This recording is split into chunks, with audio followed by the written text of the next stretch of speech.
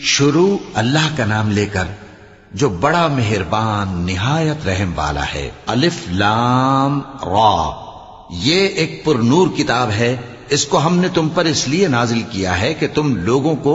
اندھیروں سے نکال کر روشنی کی طرف لے جاؤ،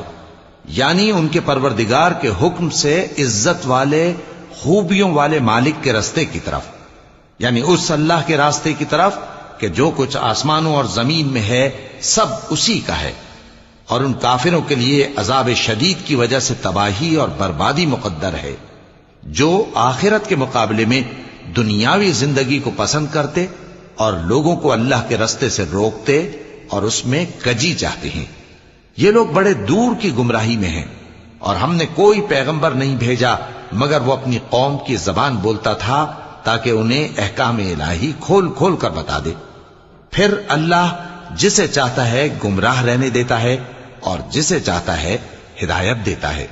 اور وہ غالب ہے، حکمت والا ہے۔ اور ہم نے موسیٰ کو اپنی نشانیاں دے کر بھیجا کہ اپنی قوم کو تاریکیوں سے نکال کر روشنی میں لے جاؤ اور ان کو اللہ کے دن یاد دلاؤ،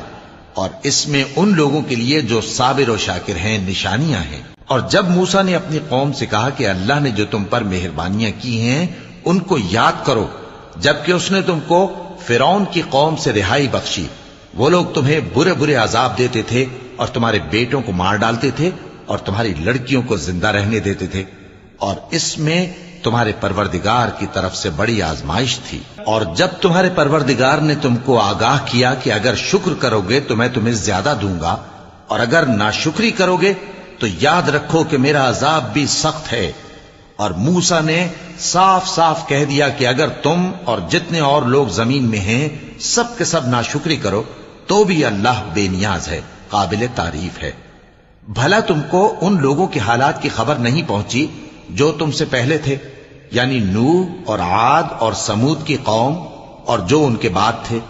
جن کا علم اللہ کے سوا کسی کو نہیں۔ جب ان کے پاس ان کے پیغمبر نشانیاں لے کر آئے تو انہوں نے اپنے ہاتھ ان کے منہوں پر رکھ دیے کہ خاموش رہو، اور کہنے لگے کہ ہم تو تمہاری رسالت کو تسلیم نہیں کرتے، اور جس چیز کی طرف تم ہمیں بلاتے ہو ہم کو اس میں بھاری شک ہے۔